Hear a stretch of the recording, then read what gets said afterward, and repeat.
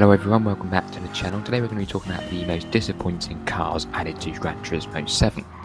So first off, I'd like to say by disappointing, these are cars that had a lot of hype before they're added, then they're added and obviously they weren't very good. If a car was, for example, bad to begin with and then added and it was bad, it's not really disappointing because there was never any expectation to begin with. And one more thing before we get into it.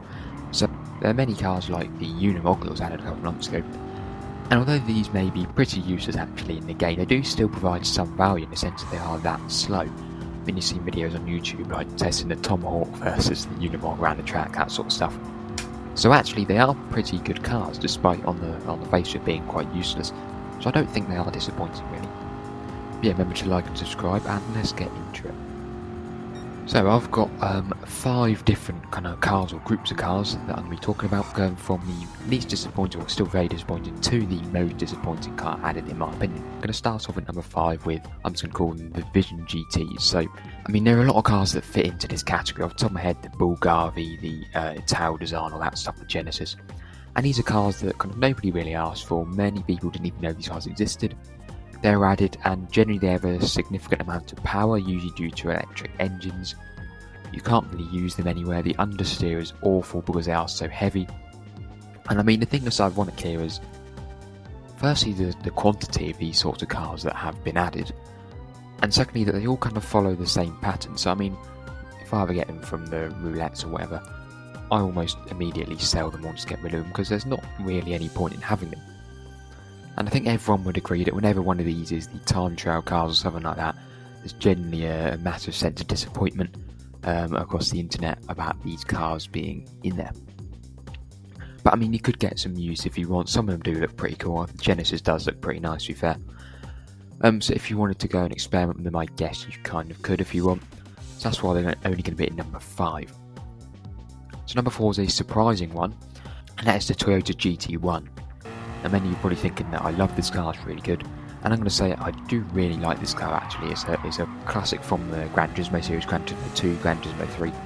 So fast, but the problem is that car I talked about as well was, I mean, it's in Group 2, but the class system in Gran Turismo we all know is not very fair. I mean, if you look at Group 1, we have these classic Group C racers, the Sauber from I think 1987, the Jaguar from 1989 I think, it could be wrong. And they put them up against cars from the 2000s, but also cars from the 2010s.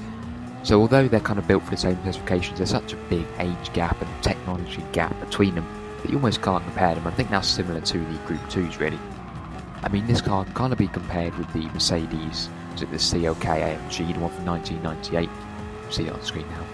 And maybe the McLaren F1, the Group 2 edition, maybe at a push. And the majority of the Group 2 cars you can't really compare with this. So we're basing it off the other 2 kind of Group 2 cars in the game. And on the face of it, the stats on this car aren't very good, to be honest. I mean, I remember seeing a lot of controversy about this car only doing 220 miles an hour. People were expecting like 300 from the older games.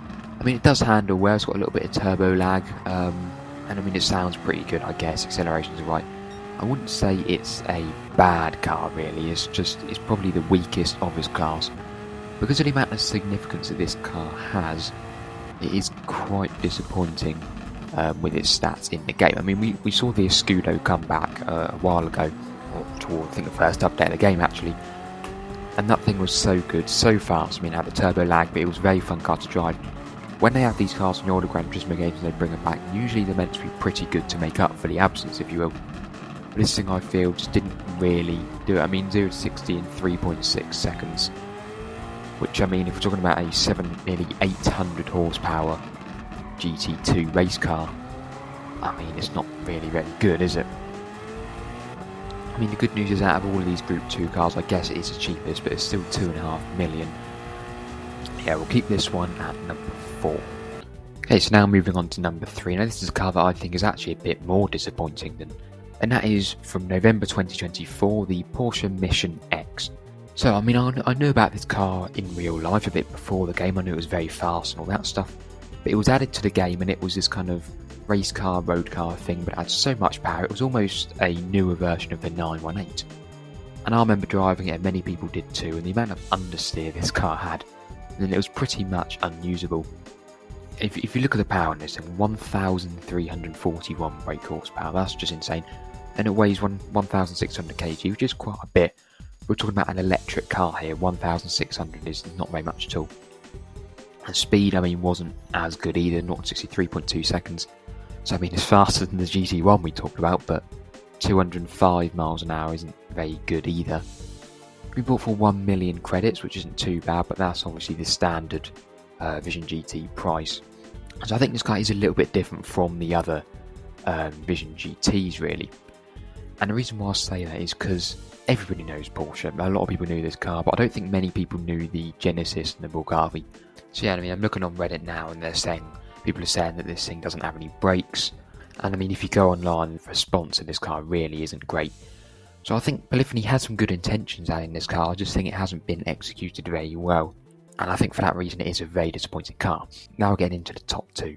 So the first one from September 2022, and that is a car that you probably forgot even existed, the VW IDR. So yeah, I don't think I've ever seen this car being used. I saw a bit of hype when it first came out. Haven't heard of it really since. So it's essentially a hill climb car. It was really OP in the Forza games, I believe, but it lacked a bit of top speed. But 670 horsepower, but it is all-wheel drive. It's very light, and the acceleration on this thing is incredible. But there's a bit of problems with this car, really. So, I mean, yeah, let's just get into the problems on this thing. Firstly, it was 2 million, not 1 million. Then there was the fact that obviously you couldn't really use it many places because it was a race car. It wasn't great. And then you had the charging issue. So lots of people were saying that after 2 laps of Spa, you had to just repit. And you could do barely 1 lap of the Nürburgring before you had to charge. And it's like, well, you can't really race this thing anywhere, even if you are allowed, because it will just need charging again.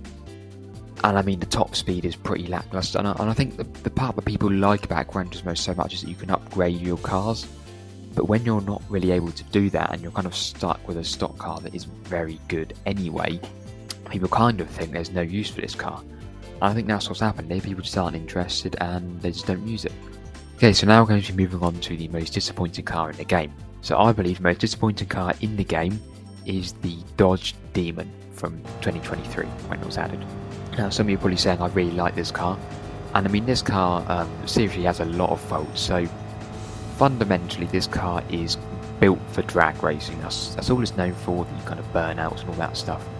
But there's one problem here: we don't have drag tyres in the game, so you'd expect Polyphony to try and do some magic to try and make sure this thing is very fast, and it really wasn't on the drag strip at all. Despite having 700 horsepower, it just really couldn't keep up. You're able to tune this thing up quite a bit, so you're able to get it to over 1,000 horsepower. Even with the 1,000 horsepower, the racing soft tyres, it just wheel spins, you can't do anything. So we're saying the one thing this thing is built for, the drag racing, it isn't very good at all. But maybe its speed in other areas is fast, we never know. So its top speed, I think 205 miles an hour. I mean, I get this car is built like a brick, but it's literally built for like one purpose. And it's, stock has got a 6.2 litre supercharged V8 with 840 horsepower. We're saying it can barely break 200. I mean, the Roof CTI Yellowbird with just over 400 horsepower can do more than that like 40 years ago.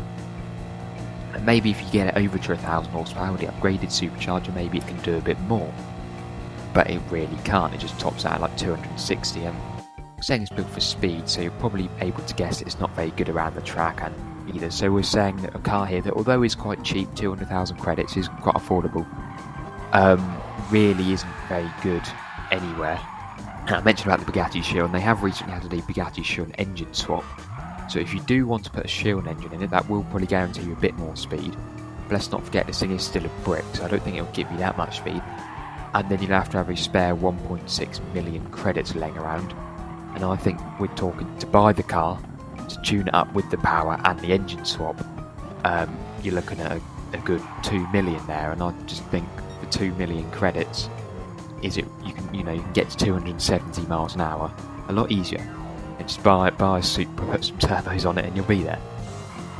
And this thing's such a loved car. I mean, in real life, it is really cool. I mean, it has 2.3 seconds 0 to 60 time on drag strips, and I mean, that's just insane. I just thought we got to the game here. I don't know what went wrong in the processing or whatever, designing of the game, but it's really not a very good car. For such a car that everybody wanted in the game, such a popular car, to come in, be useless, and then be irrelevant within a few months. I think that does take the spot for the most disappointing car in the game, really. And it is kind of a shame, I do admit that, but it is what it is, I guess. But yeah, thank you all for watching. I will see you in the next one.